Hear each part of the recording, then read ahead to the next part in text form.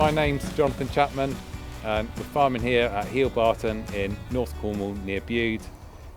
It's a family farm. There's me, my wife Judith, and 2 daughters, plus in the business there's my father and brother. It's a 220 hectare farm, of which 200 hectares is in grass and the rest is woodland. It's a heavy clay farm, quite wet, it's about 40-45 inches of rainfall a year, and very heavy clay, so very wet in the winter. But we do grow grass really well, and quite a long time we can grow grass, so try and make the most of it really. So the farm is all grass and it's all cattle. We have 550 head of cattle on the farm, of which are all from the 200 pedigree Angus suckler herd, which we calve in the spring from mid-March through to May.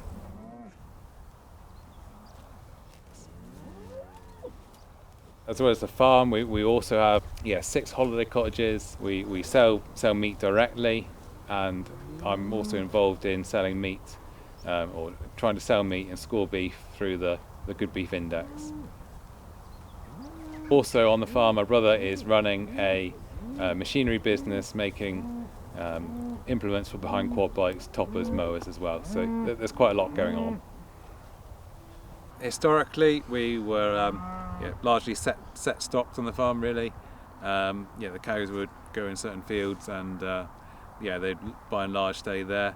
We'd kind of run the farm in big blocks. There'd be cows on 70, 80, 100 acres in a block. Big bunches, but in big blocks. And I just kind of got into the rotational grazing and that, trying to make more out of the grass and try and do more with the cattle, get more out of grass and reduce our reliance on we stop pre-feeding now and those sort of things, just to make more of what we can grow really well here. Moving from set stocking, we've been dividing up fields, and we're kind of partway through the stage now. We've got the young stock are on quite small 1 hectare paddocks. They're quite well divided up. The cattle are still, the cows, there's a mix. There's smaller paddocks and big ones which I haven't divided yet. The silage blocks are still quite big, and this is one of them we're in now. This is a 7-8 acre field now, and but we're putting things in place to divide it up more. So moving on to rotational grazing, which obviously started measuring grass by eyes, okay, but I've got a plate meter, kind of get a bit more handle on it. I like to know what we're doing, how we're growing. The plate meters, nothing wrong with the plate meter, but it's a 200 hectare farm. We're very busy people, and 200 hectare farm, you think that's 200 1 hectare fields potentially, and you spend 5 minutes a paddock measuring the grass. That's 1,000 minutes or 16 hours a week spent. 2 days going to measure grass, which that's never going to happen. So so that's where I was quite interested with Rumi and the satellites to just to try and do what we want to do, and get a better handle on our grazing through an automated measuring. The farm's really quite hilly, quite steep, so it's not an easy job walking around with the plate meter. So with the plate meter data, I was kind of put it into a bit of an Excel file spreadsheet, just playing with the data on there really. Bit written on my hand really, and kind of just getting an idea on the grass growth and where we're to on the farm. But to be honest, it's probably a bit haphazard, so probably wasn't making the most out of it, to be fair. But it's a lot better than nothing, and did help get my eye in on the ground, what sort of covers we got, and but it's also noticeable with the plate meter, as much within fields how much the cover varies. Like the top of a hill where you get a lot of grass and where they've been lying all the time, and then other parts of the hill are grazing tight, and where previously a set stocking, probably thought there was loads of grass in the field and stuff. When you actually started measuring it and walking around, that I can see at times we would have been short of grass, and there wasn't as much there as we thought. The plate meter data, definitely helped to allow me see which fields are really working well, and which are recovering better. It really shows up certain fields, the older pastures, bit of the hilly ground. Definitely, grows very well early spring, but then it does drop right off in the summer compared to some of the more reseeded ground, which produces better and for longer. So. I'm James Daniel. I'm farm consultant. Been working with the Rumi team and the Rumi product for this grazing season. The Rumi product takes its data from 3 sources. There's the Sentinel-1 satellite, the Sentinel-2 satellite, and a grass growth prediction model. The Sentinel-1 satellite uses radar, and it passes over the UK every 2 days, and as it's passing, it's sending out a beam of radar, and the radar it's sending out is in the horizontal plane. As it hits the ground and then bounces back, the objects it hits changes the polarization of that plane. So the theory being is that as it interacts with objects on the ground, in our case grass, there's a difference seen or detected in the polarization between grass that's very short and grass that's very long. The really useful point of radar is that it can penetrate through clouds, and the UK, often being subject to clouds, means that's a really useful resource. And so what the radar can do is detect step changes.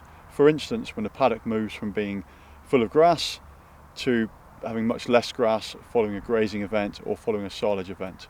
So the radar data is fed into the model, and it's used for grazing event detection. The Sentinel-2 satellite is effectively taking images, and it's taking images using a variety of wavelengths and light spectrums. So some would be visible, so there would be optical images, sort of things we're used to seeing as an aerial image, and it also takes images using the infrared light spectrum. It's passing over the UK every 3 to 5 days, although it is limited by cloud cover. Rumi take the data, and then they use their software and their model to turn those light spectrum images into kilos of dry matter per hectare, and that's the clever bit. They're also able to run some cleanup tools, which means if there's light cloud over the farm, they can tidy up those images and still provide a valid reading. The third piece really ties everything together. So the third piece is a grass growth prediction model, and that's using weather and climatic data to estimate how quickly grass is growing. And this is able then to, combined with the Sentinel-1, the radar data, and the Sentinel-2, the optical data, to fill in any gaps between measurements and predict what the farm covers would be for any given day. As well as the 3 data sources, the model also uses machine learning. So this means it's able to use input from the farmer. So for example, the model may have detected a grazing event. It will notify the farmer, was this field grazed? The farmer can then accept or reject that event. So the more times this happens, the better the model is able to adapt to what is happening on the farm, not just for that farmer, but for all people that are using the product. So this means the product gets better and better for everyone who uses it over time, and it's able to cope with different weather events as well as different pasture types.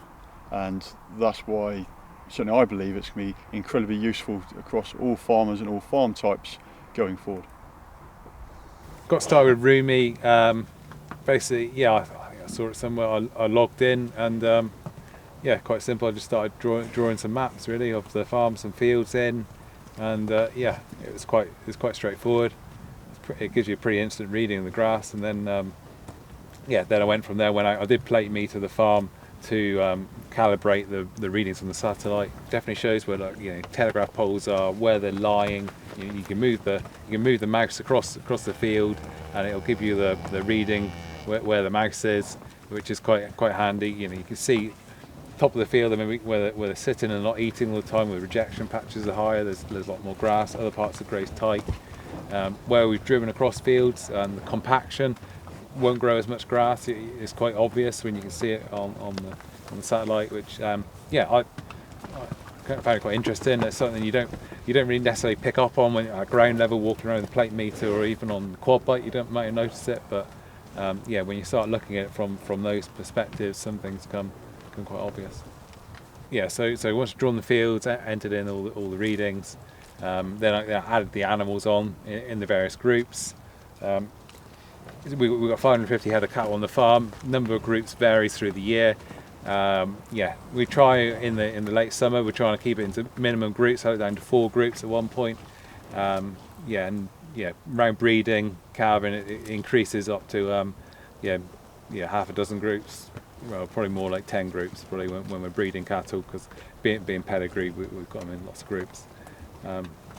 So yeah, and entered the groups in. It entered in the weights of the groups, and then it will give you a percentage dry matter intake, and then from that the satellite calculation will give you the days grazing and those sort of things per paddock. Then go through on there, assigning different blocks or different certain fields to different bunches of cattle.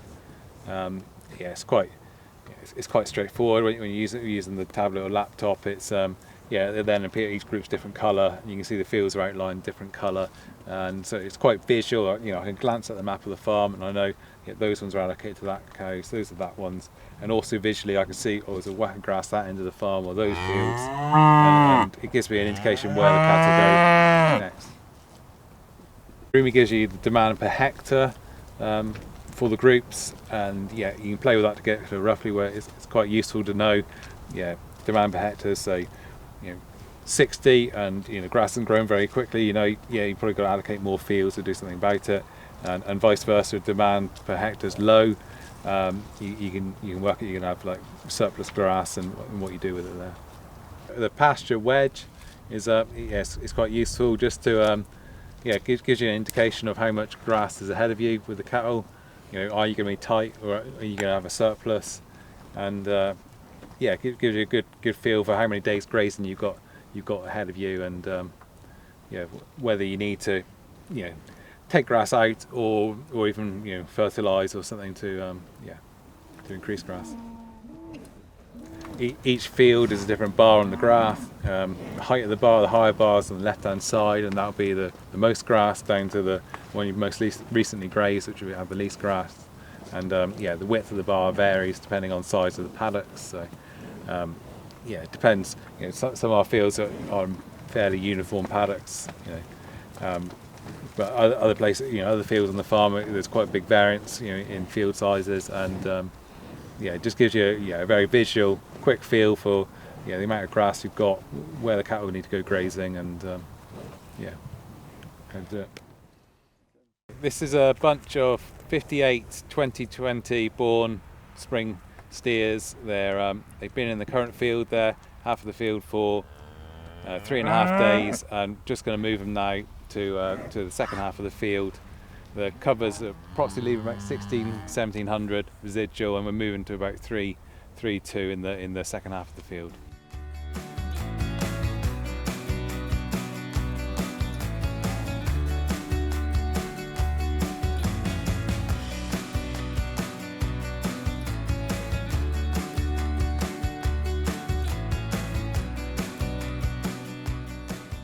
So let's have a look at Rumi and the rotation of these cows, Jonathan. Yeah. So this is the field they're in now. I'll just bring up the heifer group on Rumi. So they gives me the details, such as the total group weight is 40,500 kilos, and the demand is currently sitting at 50 kilos dry matter per hectare per day. And there's 88 animals in the group. And I can see the fields that are assigned to them, and I can open a grass wedge too. Okay, let's look at the grass wedge, because anecdotally that demand sounds quite high for this time of year. And actually we can see that the Rumi's predicting grass growth for this week is 36 kilos of dry matter per hectare, and the group's got a demand of 50. So what's that grass wedge showing us then, Jonathan? Yeah, so the bars are below the line, so we're in a bit of a deficit here. 13 days grazing ahead, so we need to change something there to really to sort it out really. Average cover is 2,277. Okay, and that's the average cover for all the fields that are in that grazing wedge, and your rotation length is 40 days, which is appropriate this time of year. what's it now? It's the end of September, so 40 days would get you to first week of November, and you'd normally, I guess, be housing in that first week. Yeah. Yeah. Okay. So the way that demand line is, that's saying that there isn't enough grass on the fields in order for you to stay out until November at this stage. Yeah. So what options do you think are available to you? Yeah. Well, I've got one field. I've been kind of I haven't grazed for a while. I've been trying to keep it as one of our drier fields, and just I've intended to use that for this bunch of heifers to keep them out as long as possible, hopefully. Okay. So do you want to allocate that to the heifers? Yeah. So how are you going to do that? So I'm just going through to the farm map. I'm zooming in now onto the field in question. I'm selecting the field. It's called East Heel Hill. It has a total cover of 3,800 kilos dry matter per hectare, and it's 5.28 hectares. Okay, so there's a useful amount of feed available in that field. As you said, you've been Yeah. saving that one. That's certainly growing really well. Yeah, nothing's grazed it since the beginning of August. And I'm just going back to the heifer group. Okay, right, so that's made quite a difference, hasn't it? It's dropped the demand, which was 50, I think, and it's now reduced to 40, so it's still a bit above, I guess, current growth rates, but it's just a lot closer. Yeah. And that's changed the shape of that pasture wedge as well, hasn't it? Yeah, we're now on the line, or above the line with that field in there. 24 days grazing ahead, so that field's added another 12 days? Yeah, 12 days I think on that one. Yeah, wow. And so we should with that there, I think we should just about get there. Right, that's cool. And in that heifer group, you got a sale opportunity with those heifers, or is that not going to happen? Yeah, so of the 88 heifers there, we breed them for 6-7 weeks, and there's 12 not in calf, so those will be fed on silage to go this winter. So potentially I could house them beforehand. Depending on what the weather and how the grass grows, I've got that option. Yeah, okay, so that's maybe something to review in 2 or 3 weeks' time, isn't it, as we get into October, to see what lies ahead. It responds really quickly, and you can soon play around and go through a few scenarios very quickly on the app. There's a bit of control now, isn't there? You're sort of maybe driving around the farm each day wondering what's happening, and then sometimes the time you realise what's happening is a bit late. Yeah. Whereas the option now is you know what's happening, made a decision, seems to be correct, and chance now you can forget about that and come back to it in 2 or 3 weeks with the information at hand to decide, do I need to house some of those heifers for sale, or do I need to offer some silage to that group perhaps? No, I like being in control of the cattle and the grazing, and you've always got the weather to deal with, but to make the most of the grass and what we can do with it, and we've got the genetics for the animals to perform on grass. We've just got to feed them correctly. Yeah, like I say, the best genetics in the world, but if they haven't got the right quantity and quality of grass ahead of them, they'll never express it, will they? No. So I guess this is helping you ensure that your genetics get a chance to express themselves. You can select accordingly then. And like I say, we finish the steers. We'll finish around 18 months old, and the heifers be 22 months old, just a couple months older. And I'd like to do all off grass, or nearly all off grass, as far as possible. Why off grass then? Because it sounds good. Because what's the reason? Just lower costs, really. We're all grass farm. All we can grow is grass. We've done corn and concentrates in the past. It's very expensive. We're not, we don't, we can grow it, but we can't always harvest it. Whereas we can usually get something to eat the grass. But we've just got to reduce costs, reduce risk to the business. Going and buying feed's great, and we will feed the steers that are behind me. At the minute, we will feed the steers on some corn now. They'll probably have about half a tonne of rolled barley with silage to finish now, just to get them there. But in the scheme of things, it's a low amount of concentrate feed. And are you seeing genetics coming through the herd then, that your animals that don't require any concentrate or any grain to finish? Yeah. You start to I mean, with successfully the heifers, the female side, we're successfully finishing them purely on grass and silage, no supplements. The steers, I could do it, but at the minute it's still more economical to feed them half a tonne of corn and have them gone 2-3 months sooner in the winter, because I haven't got the shed space to keep them. Right, yeah. If I wanted to do them all from grass, I'd probably be selling the steers at 20 months rather than 18. So yeah, currently, but depends where the corn price goes. But yeah, currently it's still worthwhile feeding those animals. But if I can get more sheds built, or if there's more of a market for grass, we'll go totally grass. Yeah. So the position you're in, if you had the shed space, then you could really look at it again, the situation again, having the option to take those animals to be a little bit older. Do you think their performance has improved or changed from this year, from being able to manage the grass a bit better? Yeah, overall, we're probably sustaining similar levels of performance to before. Go back in the past, and we fed cobs out in the field since beginning of July in the past before, and I started this year, I think in the second week of September, feeding out the field now, just to get them acclimatised to it before the house. They're on 2 kilo a head of rolled cob, as well as plenty of grass. Whereas before we'd have done that all through the summer, and you can soon put a ton of concentrates into an animal if you're doing that, which at current prices erodes the margin completely, doesn't it? Yeah, completely. Yeah. And with thinking about inputs and reasons for doing this, is the carbon footprint sort of in your mind, or something you're aware of and considering? Yeah. We're going to come increasingly under the spotlight on that, I think, and like I said, I like to control the grazing, I like to control the cattle, and buying in concentrates from outside sources, I'm at the whims of the market, the value on that. Whereas, if I'm growing grass on this farm, other than buying fertiliser and that, largely in control of what's going on with that. Yeah. So, it just minimises, risk to the business, and it's something we can do well, I think. And I guess I know anything we buy in comes with a kind of hidden extra, which is the carbon footprint, which we're maybe not paying for directly now, but in the future someone's going to have to pay for. Either we'll be paying more for feed to offset the carbon footprint it comes with, or the farm's going to have to do something special when the feed comes in. Yeah. So, have you seen, being an all grass farm, what do you think the state of your soils are at the moment? So have you got an idea of the soil health or how that's responding? Yeah, the soil varies a lot. Some of the farm has been arable. I wouldn't say it's been good arable in the past than 20 years, in the past, recent past. But it's I definitely think the permanent pasture has got higher organic matter than some of those fields, and it's a bit more resilient. I'm hoping there's more we can gain there through that. I'm not sure we'll increase the organic matter that much, but soil structure is quite a thing for us, because we're on a lot of clay as well.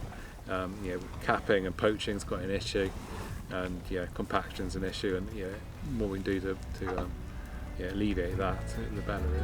Yeah, okay, good.